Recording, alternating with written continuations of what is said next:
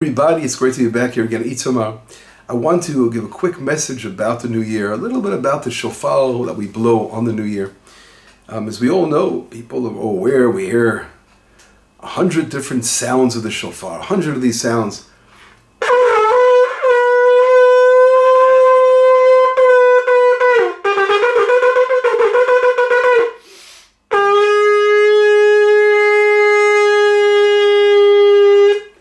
Now, how do we get to 100 sounds? The Talmud in the tractate of Rosh Hashana, which is a tractate that deals with the new year at length in different areas, and different aspects of the new year, it actually brings down a source. Where do we learn out? How do we know that on the new year, when it says in the Bible, it says in Leviticus chapter 23, verse 24, it says, "Speak to the children of Israel on the 7th month, on the first of the month, you will have a memorial of a trumpet or sounding, Zichron Truah, a holy day." How do we know that that refers to sounding this, the shofar? Maybe it's something else. Maybe it's a trumpet, or maybe it's even just shouting out loud without using an instrument, some kind of horn. As we see in Joshua, in the story of the walls of Jericho falling down, all of Israel shout out. They shout out very loud. They shouted out as the walls came down. There are sounds that they're shouting combined with the sounds of the priests who blew from the trumpets. But they didn't. They shouted. Maybe it's a shouting. So it's a very, very interesting thing that this whole thing of blowing the shofar, it doesn't say it directly. It's hard to know just from the verse itself that it's referring to the blowing of the shofar. But we all know that this is a positive commandment of the Torah. Everyone must hear the blowing of the shofar on the new year. And so the question is, how do we learn? And the Talmud says something very interesting. It brings down a verse from the Jubilee year, which is mentioned and brought down also in Leviticus chapter 25, verse number 9, where it says, "V'havalta shofar," you must pass on the shofar, uses the word shofar directly, tu'ah, sounding the shofar, b'chodesh hashvi'i, in the 7th month, on the 10th of the month, on the Day of Atonement. Again, it says you must sound the shofar in your entire land. So here the Talmud is making comparison. We can learn out from the Jubilee year, teaches us to Rosh Hashana, because both of them are in the 7th month, and therefore we learn out that what applies to the Jubilee year, blowing the horn on the Day of Atonement, must apply to the new year as well. And what applies to the new year must apply to the Jubilee year. There were different laws they learned from one another. For example, the fact that there are 3 verses in the Bible that mention Teruah of the horn, so we learn out that we have to blow at least 3 different times. Now, what are these 3 different times? One is for Malchiot, literally means for kingship, Zichronot for remembering, and Shofarot for the shofar. So there are 3 times, I'm not going into details now, that we must blow the horn. So, but each one of these blowing of the Tu'ah, which is the broken sound, the Tu'ah is what's in between, what's sandwiched between the T'ki'ah, the flat sound. Let me give you an example of what I'm talking about. First, before we do a Tu'ah, we must always begin with a T'ki'ah. The T'ki'ah begins like this. It's a flat, long sound. Then we do the Tu'ah, which there are 3 options of the Tu'ah. One is like this.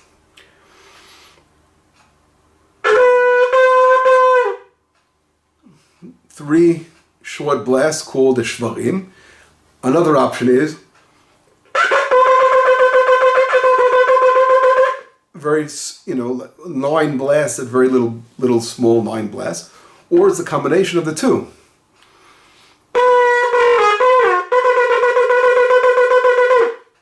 So those are the different options of the Torah.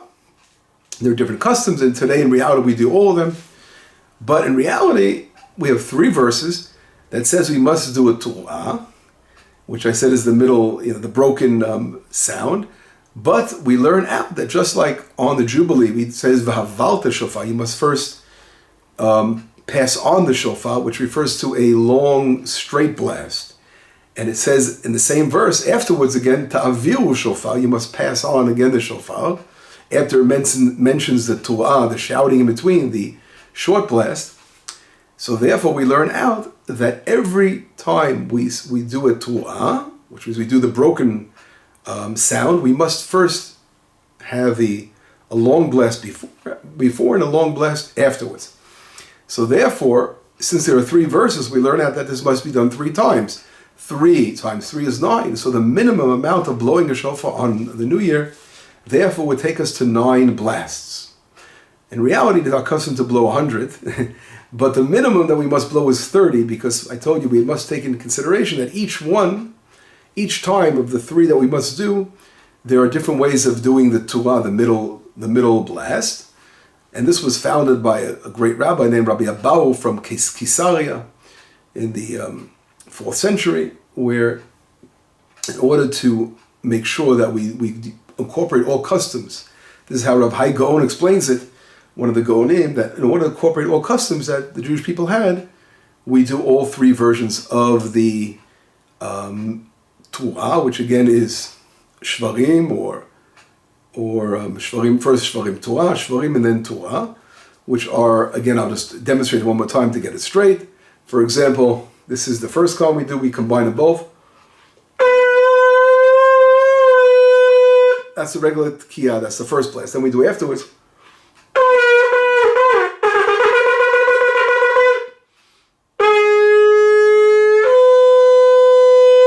So we did in between the shvarim tu'ah blast.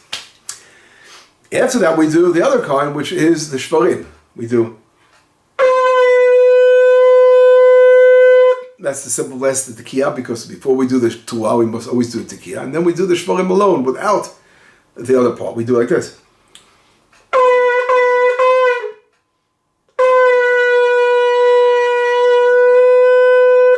So then we do the tekiah. And then the final one we do is just the broken one, right? the little sounds. It sounds like this. First the tekiah.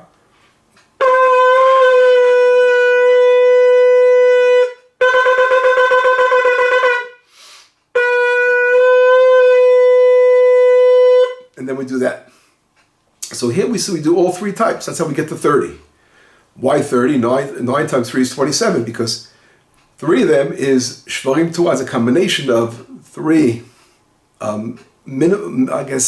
mediocre blasts, and then and the other very, very broken blast.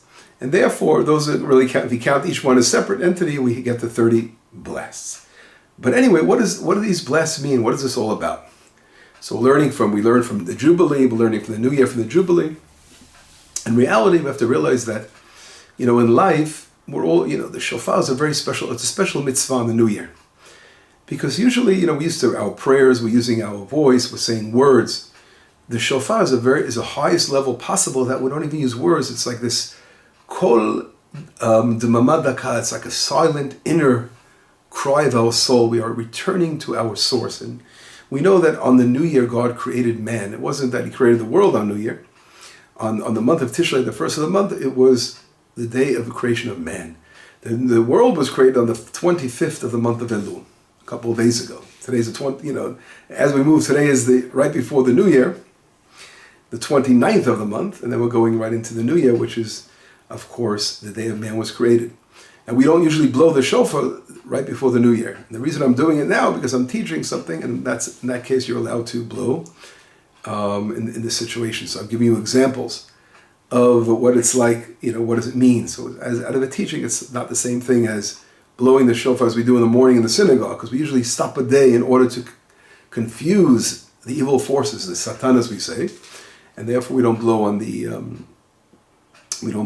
day of right before Rosh Hashana. But anyway, getting back to what we're talking about, so there are, the fact that we learn out from the Jubilee, there's a very deep thing behind this, and I want to talk about the meaning. So the New Year, as we said, is something when God is going back to the time when God created the world. In other words, the purpose of creation it comes out, and the entire, as the world unfolds, the world of creation, God created the world, the history, we are going forward in order to fulfill the purpose of creation. through the nation of Israel, the nations of the world, how this all works together. And every year on the New Year, it's also known as a day of judgment. Where, what does the day of judgment mean? Judgment means when God compares our potential to what we've done. So throughout the year, on a scale is placed the things that we did throughout the year, as opposed to what we could have done that year. And the balance between our potential and what we could have done, and what we've done is really how we are judged. And the idea of the shofar is to return, is literally where our souls are going to the innermost depths of our being, returning to that moment of creation and connecting and asking, again, for Hashem to remember us, because so we said we have something called malchiot, zichronot, v'shofarot, right? Malchiot, we want the king. We all know the concept, the king's in the field. Zichronot, that God should remember us, remember our forefather, remember our potential we have to give us more life in this world, to fulfill our potential, and which we express through the shofar. The shofar literally becomes the word meaning beauty. Shofar is the shifar in Hebrew. It comes the word meaning the beauty. There's something very deep within the shofar that we're going to the innermost depths of our soul, to connect to those deepest parts of our soul and revealing our potential that we have.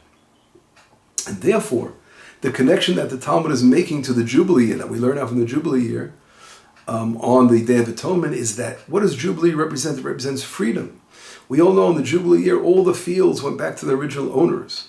We know that those who were, willingly wanted to continue their being slaves. Slaves in the Torah is not the derogatory slavery of what man knows, but it's sort of a social thing. It's like people hired labor for an extended period of time to pay back their debts.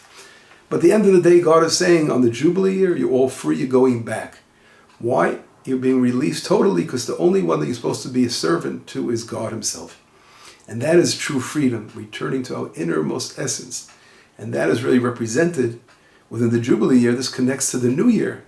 We are searching for the freedom of our innermost aspects of our soul. We are reaching deep inside our soul to connect to who we really are, to know how much potential we have and what we can do, God willing, in the coming year. God should cleanse us, and let's go forward. In addition to understanding, it's fascinating that there's another teaching in the Talmud that compares the blowing of the shofar to the movement in the camp, in the desert. Now we know in the desert reflects crisis, trials and tribulations. For 40 years, Israel was dragging its feet through the desert. As it says in Jeremiah, God took us through in a land that wasn't planted, right? And God took care of us throughout the difficult times that we had.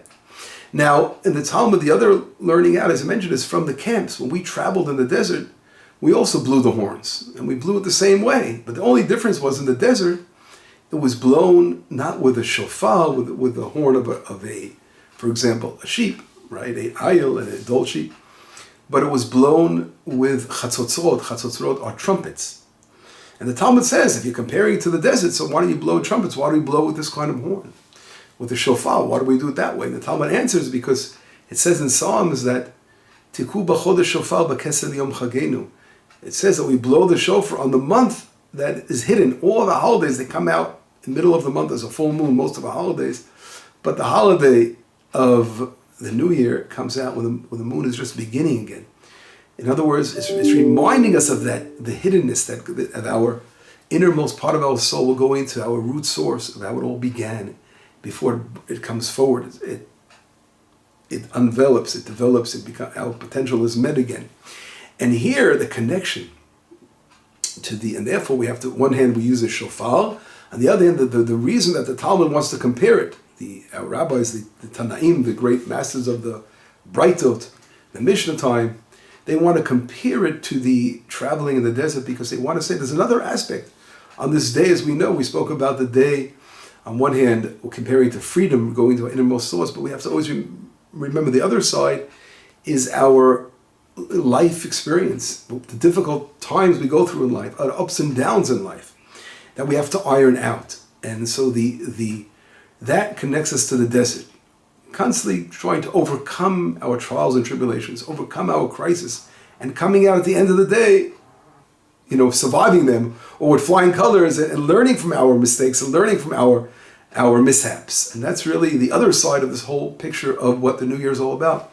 I want to look back to the previous year and say, wow, I did all these kind of things, and I had fallings and all these kind of things, but I could overcome it for the next year and look forward for the beauty that is coming upon us in the new beautiful year. So therefore we see that both work together, and we can combine both of these worlds. And the whole idea of the shvarim, the sound like this, that broken sound represents, the breaking of those vessels, the evil of the world we have to shatter. And the tkiyah, the long blast, represents that the simcha, the happiness of rectifying. They go together. We need both sides, and these are the exact sides, the Jubilee as opposed to the desert. Both of these aspects are so vital in our walk through history as we grow, as the nation of Israel returns to the land to build the beautiful kingdom of Hashem in the land of Israel, which will be a light to all the nations of the world. We will truly reach perfection as we head to reveal. That's what we're saying. The month, the holiday of Rosh Hashana is a revelation, as something the light of Hashem is hidden, which has to come out and burst forth as the world is rectified, as the world meets its potential. I want to bless you all with a beautiful, happy New Year. My wonderful friends of Itamar that have been standing with us, walking with us, helping us build our community here, this beautiful community. In a difficult time with a lot of trials and tribulations, we've been together with terrible terrorist attacks and terrible things that have gone on throughout the years. And right now we're in a very hot period of a escalation of terrible things going on, and elections on the way. But God willing, this is all part of the process where the light of Hashem will shine forth and the world will be rectified. And Itamar will be an example to all as the light of Israel shines to the world to bring blessing upon the entire world. So we have to continue to work together for the coming year in building a beautiful Itamar, a beautiful Israel. And we will look forward to great things that are waiting for us. Everyone have a beautiful Shana Tova, Besorot Tovot, beautiful tidings, good tidings, Yeshuot, salvation, V'nechamot, and consolations. God willing, Shana Tova Mituka, Ktiva V'chatima Tova. Shalom, shalom.